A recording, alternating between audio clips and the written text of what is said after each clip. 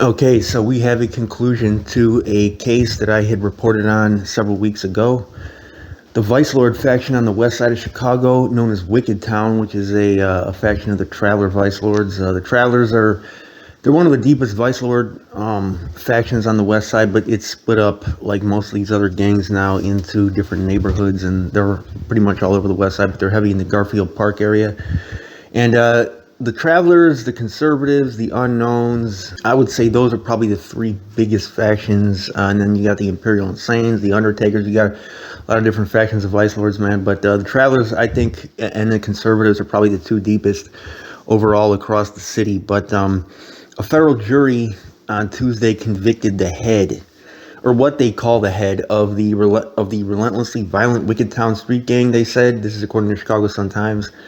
And held him responsible for 6 murders at the end of a 2-month racketeering trial at the Dirksen Federal Courthouse. So that's the way the Sun-Times phrased it. But again, you know, whenever they call these guys leaders, you always have to take that with a grain of salt, because the way the thing is structured these days, there's not really leaders. Although with the Finballs, with the Vice Lords, and with the, I think some of the Stones too, they do have guys that I would say have more weight than other guys, you know, and I still wouldn't call them leaders per se, but there's definitely guys who, you know, their word has more force than the word of some of the other guys, usually the younger guys. So the guys that have been in it for a while and, you know, have some of this rank, and I don't know what this particular guy's rank is, this guy Lil Don, who got convicted. I don't know if he's you know, whatever his rank is in the Vice Lords, but some of these guys, you know, they do achieve a certain rank, and then, you know, they can say, you know, do this or do that, and the younger guys might do it. It doesn't mean that they're necessarily gonna do it.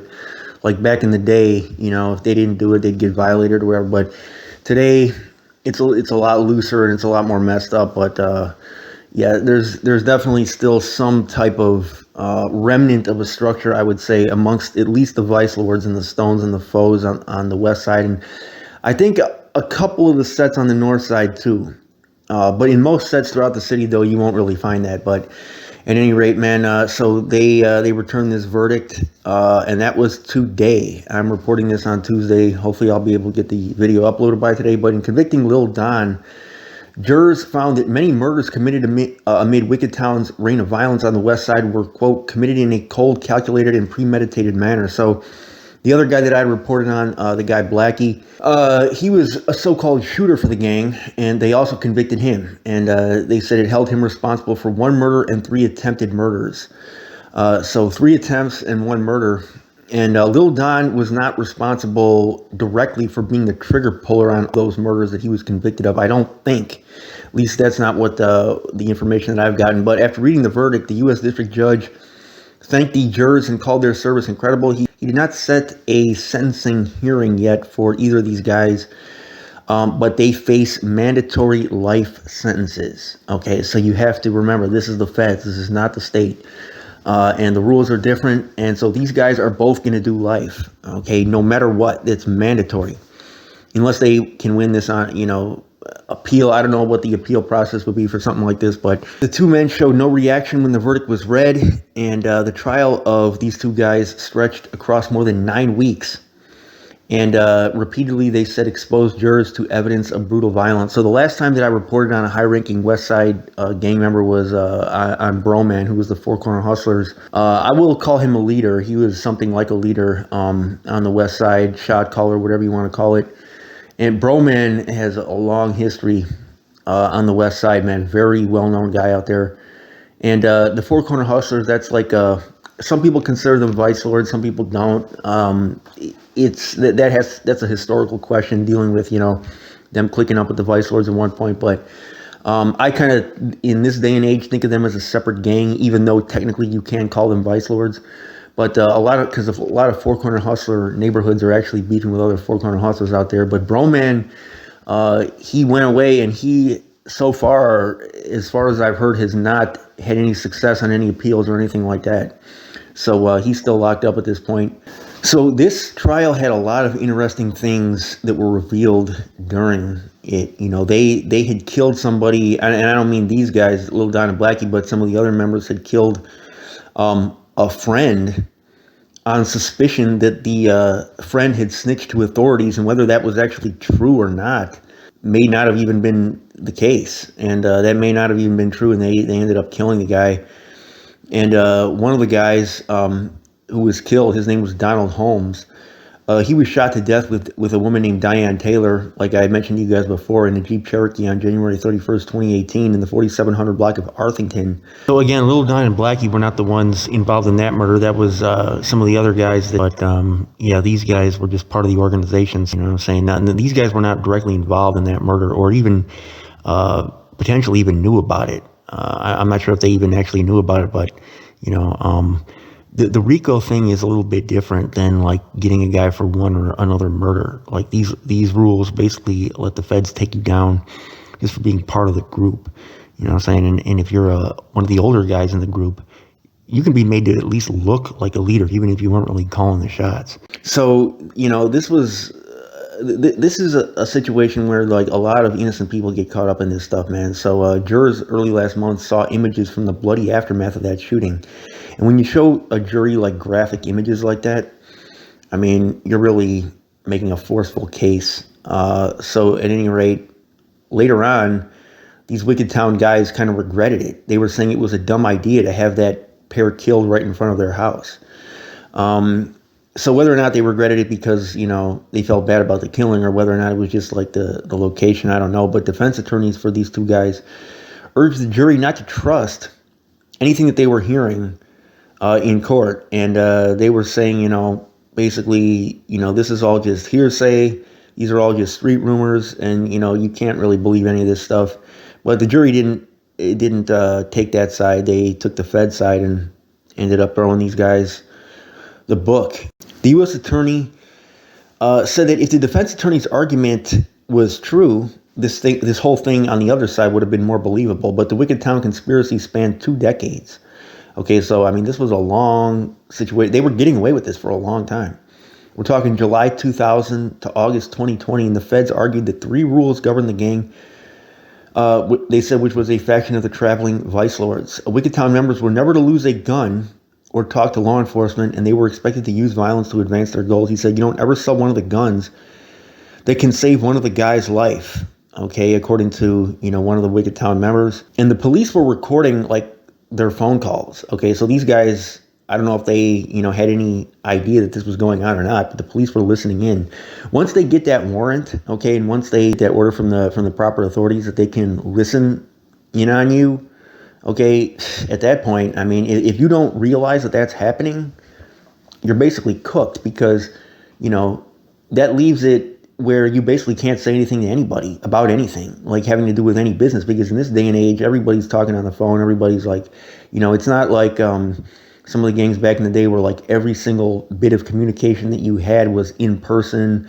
They would go to a pool or a park or something where the feds weren't going to suspect you of, you know, talking about gang business. These days, guys are talking on Facebook. They're talking on the phone and stuff. So once the feds get that ability to listen on your electronic communications, it's only a matter of time. You know, it's only a matter of time, man. So the indictment last year connected Wicked Town to 19 murders, and prosecutors say that that Lil Don rose in Wicked Town's ranks by killing 3 people in 3 years. But here's the thing about this trial that was kind of funny, and that was that, and I don't mean funny as in like humorous. I mean as in like, you know, it was weird how this went down, because they weren't really saying that Lil Don was directly, like I said, the actual trigger man on all these murders. They were just pinning him on him. So whether or not he actually ordered these, or whether or not he was just like the top guy at the time that the murders went down, so they just concluded, well, it must have been him, or he's responsible for these murders because the buck stops with him and the gang. You know, sometimes this logic can be weird like that. And because they were admitting that he wasn't the guy who actually did all these hits. And they said, even if he didn't do the hits personally, it didn't matter. And this is what they were saying. And they said rather what mattered was whether these 2 guys agreed that those or other crimes should be committed amid the gang's conduct. So basically they're saying you can pin this stuff on these guys if they were just cool with it happening. And that to me is a little bit fuzzy. Like, if I were a jury, I wouldn't consider that like an airtight case. You know what I mean? Like, well, they were, big guys in the gang at the time that this happened, and so they were cool with it. They didn't do anything to stop it, so you can put this on them. To me, that's a little bit funny. But these guys now mandatorily are never going to see the light of day again. So the question is this a hit to the travelers out west? I don't think so. This is like one of those monsters where you cut off one of the heads, and three new heads just pops up in its place with this gang stuff. And I'm talking about the gang, being the monster. Because the travelers, man, they're constantly recruiting new members. I was just on the bus, the Ashland bus. I was heading down to this Mount Sinai Medical Clinic down on 18th Street in Pilsen. You guys probably saw I recorded part of the scene over there at a couple of my videos.